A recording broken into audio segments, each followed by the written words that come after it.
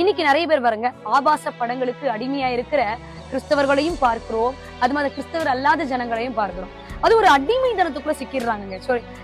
பாக்குறது இல்லாம இது பாக்கலன்னா அவ்வளவுதான், என்னால இருக்க முடியாது அப்படின்ற போல பயங்கரமா அதுலயே அடிக்ட் ஆகி அதுலயே செலவிட்டு நாள் முழுவதும் அதுலயே செலவிடுற ஜனங்களுக்கும் நம்ம பார்க்கிறோம்.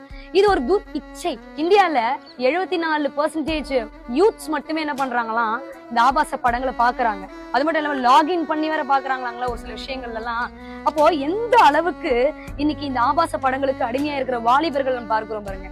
தயவு செஞ்சுங்க, ஒரு அக்காவா இல்ல ஒரு தங்கச்சியா நான் உங்ககிட்ட உங்களை பார்த்து கேட்கிற ஒரே ஒரு விஷயம் என்ன தெரியுமா, இந்த விதமான தயவு செஞ்சுக்காதீங்க. ஏன்னா இன்னைக்கு நிறைய பேர் இன்னைக்கு ஒரு பொண்ணை ரேப் பண்றாங்கன்னா அவங்க சொல்ற இப்ப ரீசன் நடந்துச்சு பாத்தீங்களா, அதுல வந்து அந்த குற்றவாளி என்ன சொல்றான் அப்படின்னா, நான் நிறைய ஆபாச படங்களை அவன் பாக்குறவன்.